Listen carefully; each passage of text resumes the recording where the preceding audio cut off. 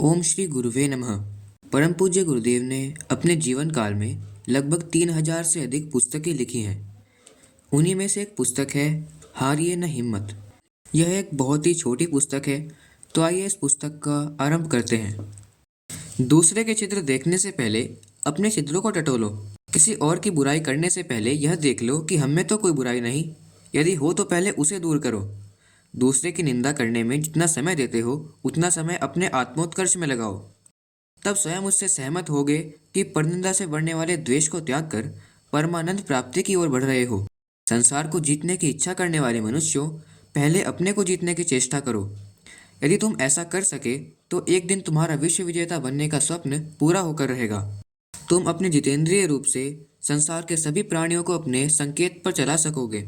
कोई भी प्राणी तुम्हारा विरोधी नहीं रहेगा। जो लोग आध्यात्मिक चिंतन से विमुख होकर केवल लोकोपकारी कार्य में लगे रहते हैं, वे अपनी सफलता अथवा सद्गुणों पर मोहित हो जाते हैं। वे अपने आप को लोक सेवक के रूप में देखने लगते हैं। ऐसी अवस्था में वे आशा करते हैं कि सब लोग उनकी बात माने, उनका कहा माने और उनकी प्रशंसा करें। उनका बढ़ा हुआ अभिमान उन्हें अनेक लोगों का शत्रु बना देता है। इससे उनकी लोक सेवा उन्हें वास्तविक लोक सेवक न बनाकर लोक विनाश का रूप धारण कर लेती है। आध्यात्मिक चिंतन के बिना मनुष्य में विनीत भाव नहीं आता और न उसमें अपने आप को सुधारने की क्षमता रह जाती है। वह भूलों पर भूल करता चला जाता है और इस प्रकार अपने जीवन को विकल बना लेता है। हम जिस भारतीय संस्कृति, भारतीय विचारधारा का प्रचार करना चाहते हैं, उससे आपके समस्त कष्टों का निवारण हो सकता है। राजनीतिक शक्ति आपके अधिकारों की रक्षा कर सकती है, पर जिस स्थान से हमारे सुख दुख की उत्पत्ति होती है, उसका नियंत्रण राजनीतिक शक्ति नहीं कर सकती। यह कार्य आध्यात्मिक उन्नति से ही संपन्न हो सकता है। मनुष्य को मनुष्य बनाने की वास्तविक शक्ति भारतीय संस्कृति में ही है। यह संस्कृति हमें सिखाती है कि मनुष्य मनुष्य से प्रेम करने को पैदा हुआ है, लड़ने मरने को नहीं। अगर हमारे सभी कार्यक्रम ठीक ढंग से चलते रहे तो भारतीय संस्कृति का सूर्योदय अवश्य होगा। यदि तुम शांति, सामर्थ्य और शक्ति चाहते हो तो अपनी अंतरात्मा का सहारा पकड़ो। तुम सारे संसार को धोखा दे सकते हो, पर अपनी अंतरात्मा को कौन धोखा दे सका है? यदि प्रत्येक कार्य में आप अंतरात्मा की सम्मति प्राप्त कर लिया करेंगे तो विवेक पथ नष्ट न होगा। दुनिया भर का विरोध करने पर भी यदि आप अपनी अंतरात्मा का पालन कर सके तो कोई आपको सफलता प्राप्त करने से नहीं रोक सकता। जब कोई मनुष्य अपने आप को अद्वितीय व्यक्ति समझने लगता है, अपने आप को चरित्र में सबसे श्रेष्ठ मानने लगता है, तब उसका आध्यात्मिक पतन होता है।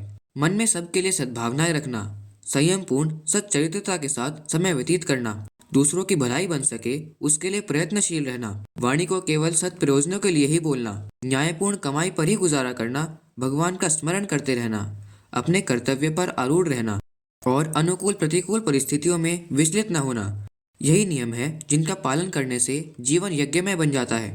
मनुष्य जीवन को सफल बनाना ही सच्ची दूरदर्शिता और बुद्धिमता है।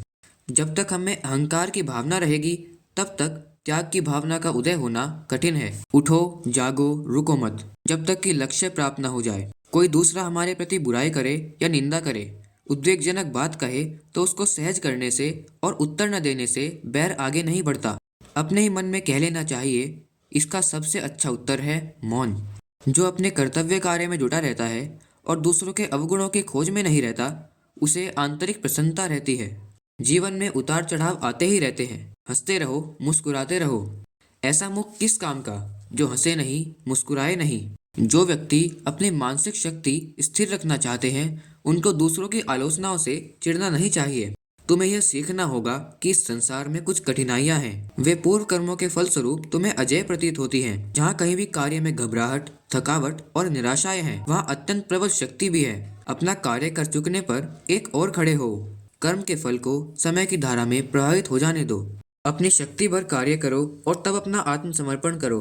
किन्हीं भी घटनाओं में हतोत्साहित न हो। तुम्हारा अपने ही कर्म पर अधिकार हो सकता है, दूसरों के कर्मों पर नहीं। आलोचना न करो, आशा न करो, भय न करो। सब अच्छा ही होगा। अनुभव आता है और जाता है। खिन्न न हो, तुम दृढ़ भित्ति पर खड़े हुए हो। साक्षात्कार संपन्न पुरुष न तो दूसरों को दोष लगाता है और न अपने को अधिक शक्तिमान वस्तुओं से आच्छादित होने के कारण वह स्थितियों की अवहेलना करता है। अहंकार से उतना ही सावधान रहो जितना एक पागल कुत्ते से। जैसे तुम विष या विषधर सर्प को नहीं छूते, उसी प्रकार सिद्धियों से अलग रहो और उन लोगों से भी जो इनका प्रतिवाद करते हैं। अपने मन और हृदय की संपूर्ण क्रियाओं को ईश्वर की ओर संचारित करो। दूसरों का विश्वास तुम्हें अधिकाधिक असहाय और दुखी बनाएगा। मार्गदर्शन के लिए अपनी ही ओर देखो, दूसरों की ओर नहीं। तुम्हारी सत्यता तुम्हें दृढ़ बनाएगी और तुम्हारी दृढ़ता तुम्हें लक्ष्य तक ले जाएगी। जो कुछ हो होने दो। तुम्हारे बारे में जो कुछ कहा जाए उसे कहने दो। तुम्हें ये सब बातें मृग तृष्णा के जल के समान असार लगनी चाहिए। यदि तुमने संसार का सच्चा त्याग किया है तो इन बातों से तुम्हें किस प्रकार कष्ट पहुंच सकता है। अपने आप की समालोचना में कुछ भी कसर मत रखना, तभी वास्तविक उन्नति होगी। प्रत्येक क्षण और अवसर का लाभ उठाओ। मार्ग लंबा है, समय वेग से निकला जा रहा है। अपने संपूर्ण आत्मबल के साथ कार्य में लग जाओ, लक्ष्य तक पहुंचोगे। किसी भी बात के लिए अपने को शुभ न करो। मनुष्य में नहीं, ईश्वर में विश्वास रखो। वह तुम्हें रास्ता दिखाएगा और सद्मार्ग सुझाएगा। सहिष्णुता का अभ्यास करो। अपने उत्तरदायित्व को समझो। किसी के दोषों को देखने और उन पर टीका टिप्पणी करने से पहले अपने बड़े बड़े दोषों का अन्वेषण करो। यदि अपनी वाणी का नियंत्रण नहीं कर सकते तो उसे दूसरों के प्रतिकूल नहीं बल्कि अपने प्रतिकूल उपदेश करने दो। सबसे पहले अपने घर को नियमित बनाओ, क्योंकि बिना आचरण के आत्मानुभव नहीं हो सकता। नम्रता, सरलता, साधुता और सहिष्णुता ये आत्मानुभव के प्रधान अंग हैं। दूसरे तुम्हारे साथ क्या करते हैं इसकी चिंता न करो, आत्मोन्नति में तत्पर रहो। यदि यह तथ्य समझ लिया तो एक बड़े रहस्य को पा लिया। तुम्हें अपने मन को सदा कार्य में लगाए रखना होगा, इसे बेकार न रहने दो। जीवन को गंभीरता के साथ बिताओ। तुम्हारे सामने आत्मोन्नति का महान कार्य है और पास में समय थोड़ा है। यदि अपने आप को असावधानी के साथ भटकने दोगे तो तुम्हें शोक करना होगा और इससे भी बुरी स्थिति को प्राप्त होगे। धैर्य और आशा रखो तो शीघ्र ही जीवन की समस्त स्थिति का सामना करने की योग्यता तुम में आ जाएगी। अपने बल पर खड़े हो। यदि आवश्यक हो तो समस्त संसार को चुनौती दे दो। परिणाम में तुम्हारी हानि नहीं हो सकती।